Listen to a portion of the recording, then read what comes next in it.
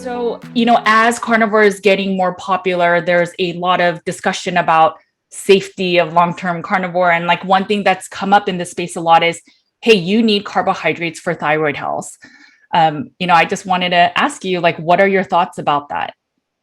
If you look, there's a nice article that Stephen Finney wrote, regarding, and you may have seen that on carbohydrate, low carb diets and thyroid function. And All so right.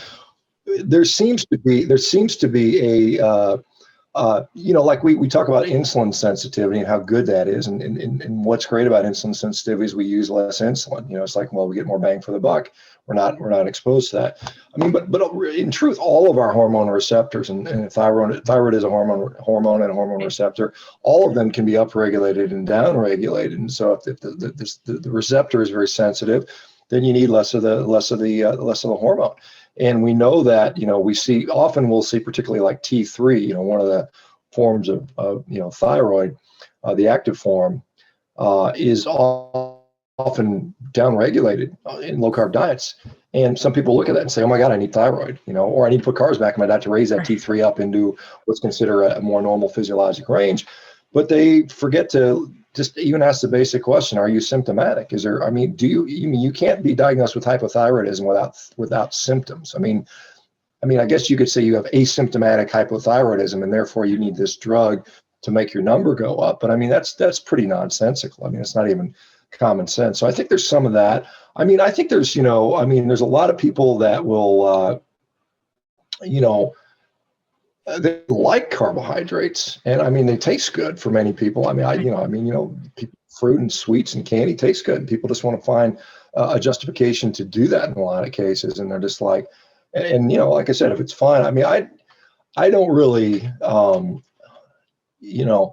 absent of real clinical symptoms. And I think that there are probably some people. Sure, there's people out there that are truly suffering from hypothyroidism, and they're sluggish, and they've got the temperature, they're cold all the time, they're just can't lose weight. And so there's some clinical things going on, but I don't know that that's necessarily due to lack of carbohydrates. I think, it may be, I think it's just part of that giant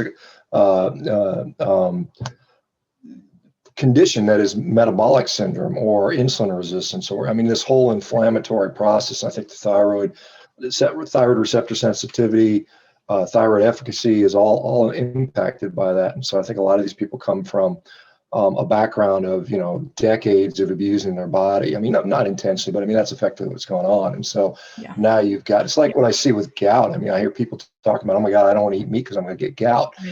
And I just say, well, look, what's going on with gout? Yeah, we know uric acid is often elevated and crystallizes and causes symptoms, but it's much more nuanced and complicated than that. There's an immune component. There's an inflammatory component. There's a temperature component. That's what happens in the big toe, because your toes are cold. So there's so many things outside of that. And so I just, I guess I've seen so many just counterexamples of people thriving with regard to thyroid function without carbohydrates, to say that you can't survive very long without carbs, or your thyroid is going to shut down. Again, we can certainly go into human evolution and human history and demonstrate populations that clearly don't have access to really any carbs, maybe a tiny amount, and they weren't suffering from hypothyroidism. So I think it's just I don't know I don't think that argument particularly holds water with me personally.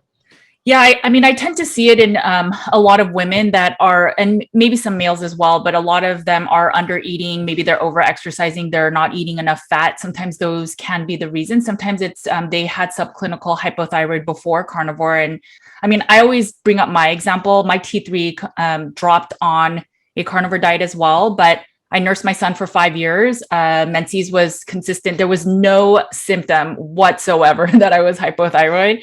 But, there were some advocates that said I should admit that I'm hypothyroid because my teeth, that one marker was kind of low. And it's just, the other thing is to go ahead. Yeah, I was just going to comment. You can't just look at a set of labs and make an assumption about somebody. You need clinical context. That's why physicians see patients and examine them and talk to them and get a history and physical.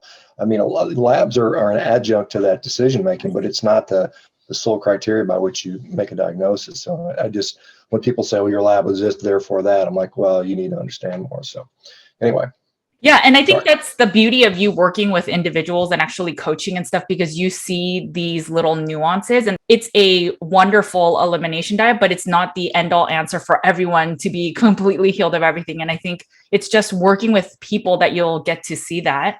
The other marker that keeps coming up now is also your testosterone. So I brought up a post not too long ago about how testosterone can actually be fine as long as you're eating sufficient fat. And then someone brought you up and said, well, Shawn Baker's testosterone has dropped and he showed it in his blood work. And so there's this little bit of fear showing in the space where, hey, if you do carnivore diet long-term, your testosterone will drop. What are your thoughts of, should people be concerned about testosterone on a carnivore diet?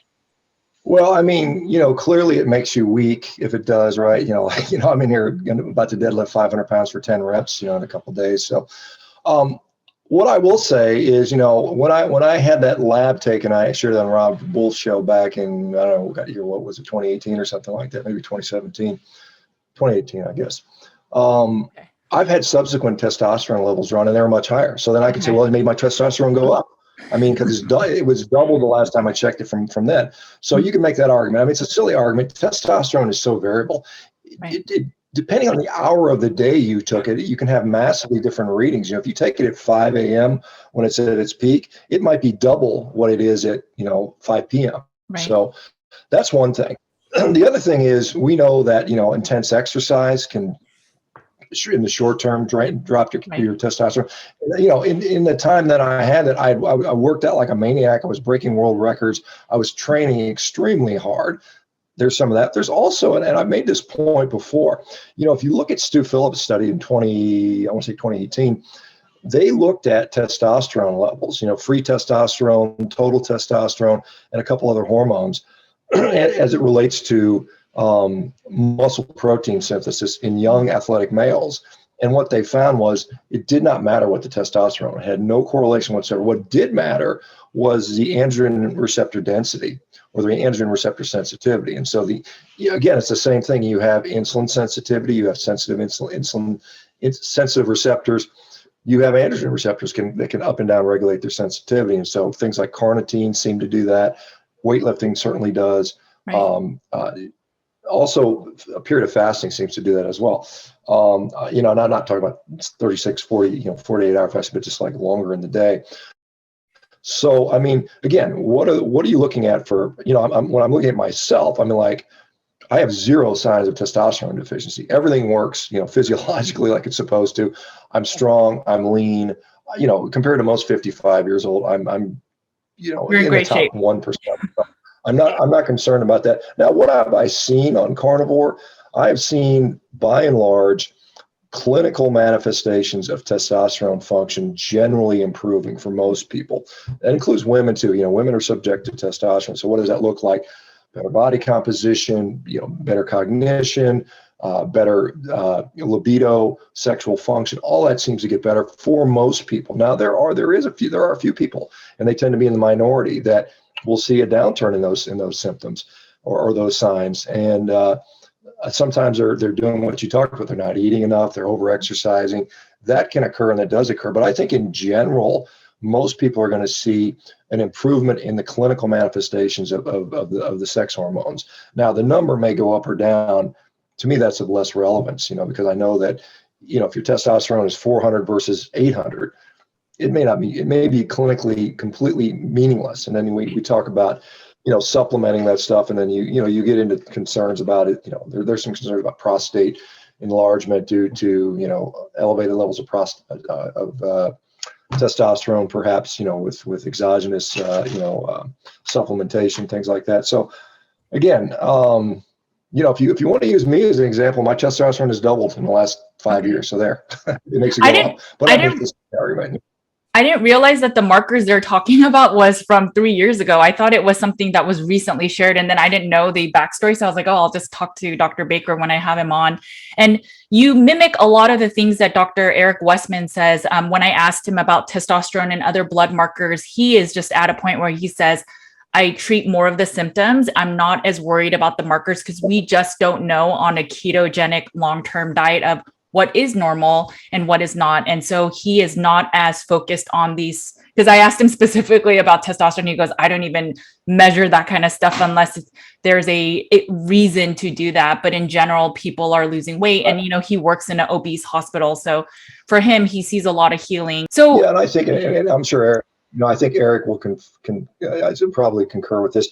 I mean, much of the testosterone deficiency syndromes that we see in males these days is basically just metabolic disease. I mean, it's just another manifestation of being too damn fat and being insulin resistant. And, you just see everything doesn't work right when you're in that situation. So, I mean, and the symptoms can be very non-specific. You say, well, I'm tired and fatigued all the time. Well, that certainly could be pre-diabetes. Yeah. But you might just say, well, testosterone, let's throw you on some testosterone. But, when I saw those patients, I mean, generally, if they're not making significant lifestyle changes, it doesn't make a difference. I mean, yeah, their testosterone is a little higher, but they're still symptomatic. I mean, they're not really improving, or they might sort of, yeah, maybe I'm 10% better type of stuff. But for the most part, I think it's, it's just a Band-Aid that doesn't really address the issue.